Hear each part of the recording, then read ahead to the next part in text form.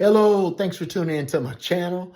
I'm your host, Cedric the Champion, and listen, I want to share with you two things. Number one, I want to help you go from having bad credit to excellent credit. And number two, I want to share with you a skill set that you can learn to make extra money in your spare time. And so, if you're new to my channel, go ahead and subscribe to the channel, like the video, and remember to leave a comment. Your comments not only help me to create future content, but they also help others to learn from you. If you have an experience you'd like to share to help someone else. So listen, first of all, how do you go from having from bad credit to excellent credit? Well, what I personally did was get a secured credit card from Capital One. No one else would give me a credit card, but Capital One, they gave me an opportunity. So I sent electronically $500 to Capital One. After that, I used the card. I did not let the card use me. What do you mean? I would purchase gas with the card. That's it. Pay the credit card off. Repeat that cycle the next month. I did it for like 7 months. After that, they refunded my $500 back and I applied for another Capital One credit card. I got a $3,500 limit. I also applied for a co-branded card, Amazon American Express card. Co-branded cards are easier to get than single branded cards like an Amex card or a Capital One or a Wells Fargo card. Wells Fargo, Truist, Chase, Discover, Citibank. Those credit cards are harder to get than a co-branded card. When I say co-branded, I mean there are two brands connected together. You have Delta American Express. You have Amazon American Express. You get it, Walmart Capital One. Those are considered co-branded cards. Those cards are easier to get because you're already shopping with someone such as Amazon. Amazon has a relationship with American Express. So while you're an Amazon customer, guess what? It's easier for you to get an Amazon card because you have a relationship with Amazon. But guess what? Amazon is connected to American Express, so that pulls you into the American Express family also. So once I got that Amazon American Express card, guess what? Now, American Express, they're watching me. I know they're watching me. I'm faithful with that card. I apply for American Express, get a card with them too. And it just goes on and on and on and on. The last, I started a relationship with Navy Federal. I also started a relationship with Chase. Chase turned me down so many times. No way I could get a Chase card. But watch this. I had my direct deposit go straight to Chase Bank. There's not even a Chase in my city. So you have to be intentional. If you want a credit card from a particular bank, you have to on purpose establish a banking relationship with them.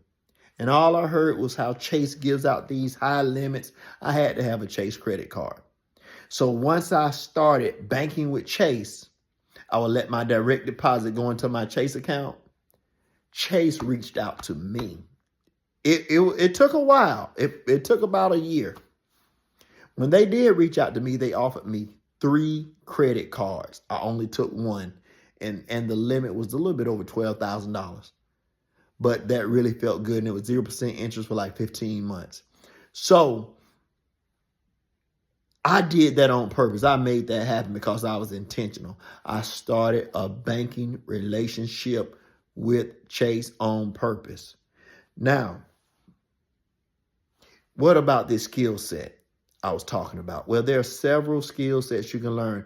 I'm in the process now of learning stock options. There's also Forex. Now, this is risky. So if you don't know what you're doing, I wouldn't advise you to try that. Just like credit cards. Credit cards are also risky. So you have to know what you're doing when you use credit cards. You have to know what you're doing when you're trading stock options or when you're trading Forex.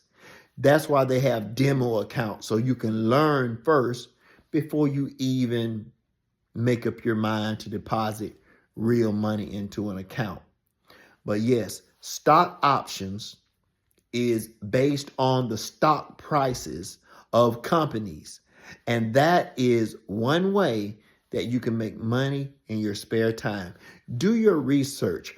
Watch some stock option videos. I would recommend stock options before Forex for this one simple reason. It's less volatile, meaning the up and down movement of the stocks is more predictable. Number two, you make more money with less by trading stock options. So do your research, watch videos. There's plenty of content online how you can learn this skill and make money in your spare time. What's the cost? The cost is you putting in the work to learn the skill. How bad do you want it? You know, if you want something bad enough, you'll be willing to make the sacrifice. Okay? So listen, I'm wishing you well in your journey to repair your credit. I want you to stay encouraged. You know, things take time. I'm thinking today about church. I read a scripture where King David said, had I not believed that I would see the goodness of the Lord in the land of the living, I would have fainted. Then he goes on to say, wait on the Lord. Wait on the Lord. And so when he says wait on the Lord, he means wait with expectation, like you wait on a bus. We don't wait for things that are not coming. No, we wait for that which is to come. So when you wait on the Lord, that means you have an expectation of good things to come in your life while you're in the land of the living. You got an expectation of getting out of debt while you're in the land of the living, and you can do it. So keep that expectation alive. Stay strong inwardly. That's called having courage, okay? Be courageous, stay strong, and you can make it to whatever dream or goal you have. All right? Well, listen, thanks for tuning in to this video. I have another video coming for you real soon, but we're going to make it on this credit journey. Remember, credit can greatly improve your quality of life when used correctly. All right? So thanks for tuning in. Be blessed.